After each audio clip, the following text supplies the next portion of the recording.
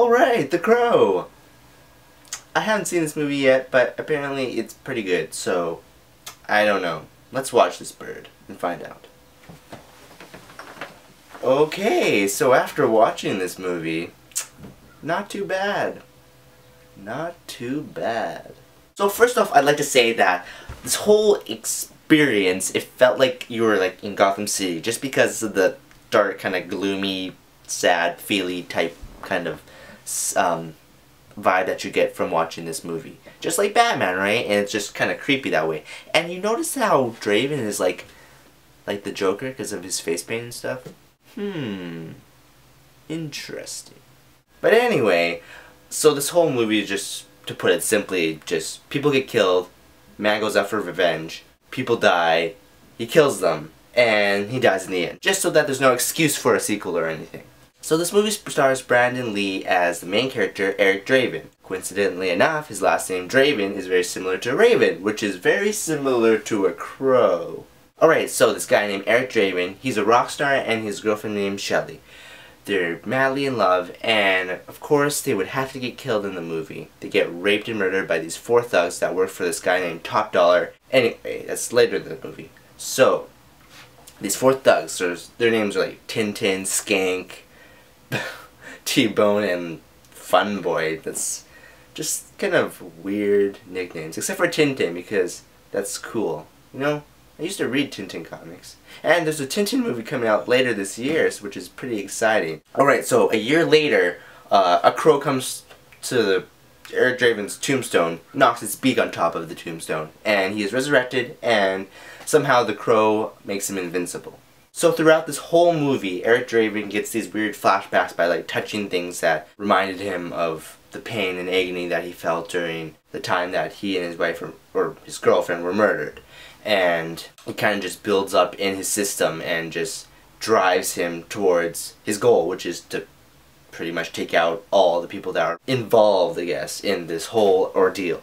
Eric Draven, a man out for revenge. Bloodlust! He goes after all these people, but after he kills them, he draws like a raven or a crow on like a wall or beside them or on them or near them with blood or fire, and that's just his calling card pretty much. Anyway, he goes after Tintin first. He would go after the black guy first.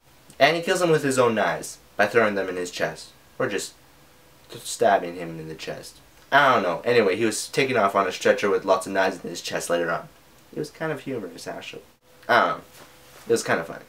But not really.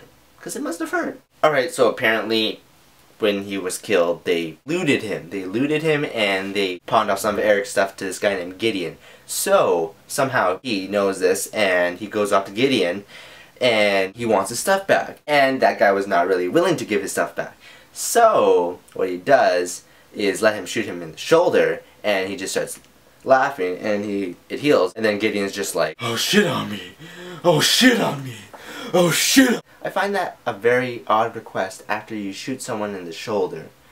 Normally, you would run, right? But no, Gideon wants him to shit on him. So Eric doesn't actually kill Gideon, he just sets the place on fire and it explodes, and somehow Gideon is able to escape somehow, but he smashes his face against the adjacent building in the back alley. But Eric gets some of his stuff back, which was, the main 2 things was his girlfriend's engagement ring and his guitar. So after all of that, Top Dollar and Mika make their first appearance in this weird club. And I guess Mika is Top Dollar's half-sister / lover, which is just kind of nasty. It's his father's daughter. Oh yeah, and just to mention, like during that scene when you first see Top Dollar and Mika, they are naked and it's kind of awkward. And there's just like a random lady laying naked in their bed, but she's actually dead. And then Mika's showering, and then she comes back out, and then she has a knife, and she takes her eyeballs out. But you don't get to see that. But later on, you get to see an eyeball, and it's kind of freaky because Gideon freaks out. So moving on, Eric goes after, who is it? Fun Boy, and he's actually in a relationship with Darla, who is a drug addict and is unable to take care of her daughter. Her name is Sarah, and I should mention that because she's the one of the main characters as well. Just because the people that you know in the movie doesn't make you a main character. just because she was intertwined with all of the other people that she was taken care of by Eric and Shelly, and her mother was a drug addict, which was the kind of girlfriend of Funboy, and Funboy was a part of the killing of Shelly and Eric, which kind of was like a little circle of death. Why does she deserve to be one of the main characters? Because I saw like the cast list, and she was the second one right below Brandon Lee. I don't get that. Why? Why? Anyways, so Eric goes to his apartment, lets Funboy shoot him a few times, then he makes him shoot himself in the leg, and the funny thing is, man, you made my sheets all messy. All I can say is, you better put those sheets in cold water ASAP.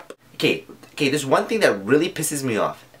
This guy named Skank, he's like this real redneck slash thug slash New Yorker slash Gotham Cityer. He never dies. So anyway, Eric kills T-Bone by pushing his car off the pier, and he watches it as it goes boom, and he's dead. And Skank sees him and he's crying. And then he gets back to the main hideout somehow. Perfectly fine. He's not hurt at all, and he's just cool like that. Just out of randomness, Mika, the creepy half-sister lover, she somehow has these, I guess, mystical, magical, black magical powers or something, and I guess, it didn't take much, but she found out that the crow gave him invincibility. So she mentions that to the peoples, and they eventually go boom, and the bird goes boop. She's my father's daughter. Can't you see the family resemblance? So now that T-Bone is dead, Eric goes to the main hideout where Top Dollar, Mika, and all his henchmen are, and Skank are, and they shoot him lots, and they think he's dead, so they start laughing, and they're like, hoo hoo hoo hoo hoo. Eric is not dead, obviously, and he starts shooting everybody, but they're kind of like looking around because they can't see him, because he's probably like crawling on the ground shooting people somehow. And of course, Skank is the last one to survive. It just made me so happy when he threw him out the window. I was like, yes, he's dead! But of course, during all the hubbub, Top Dollar and his half-sister slash half-lover get away, and he follows them to the church where they went to. I guess Top Dollar had a sniper and like up in another building and just waited for Eric to come with his crow, and then he shoots the crow, and then of course Eric loses his invincibility. Dude. So before Top Dollar had the chance to kill Eric, Sergeant Albrecht comes in and he's just like, yo!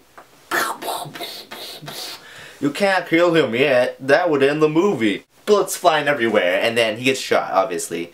And then Eric is able to escape and goes up to the bell tower where Mika is with his bird, and she's just holding it like with two hands, just squeezing it. So Eric just is kind of like staring at her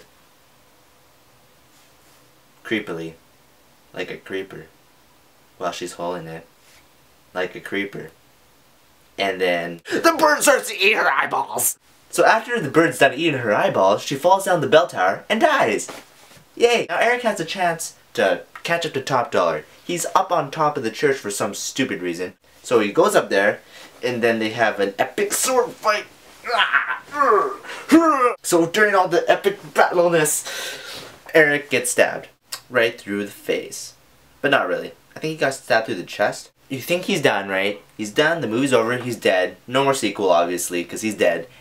But then 30 years of pain! So pretty much what Eric did was just transfer all the pain and the agony that he experienced through that last year, and it just went right directly into Top Dollar's system. He couldn't handle it, obviously, because that was so much pain. Probably his organs were like combusting or something and just exploding and blowing up because he was spewing out blood. Anyway, he fell off the building, landed on a gargoyle. He's dead. Lots of blood. The end. So all in all, I'd probably give this movie a good solid 2.7 out of 5 crows. And I almost found this movie more of like a comedy than like an action film, just because of all the like the little funny, corny tidbits during the film. It was just, I don't know. I find movies different. I'm different. I'm from Canada. I thought you were, you know, invincible. I was. I'm not anymore. Ugh. Oh, funny.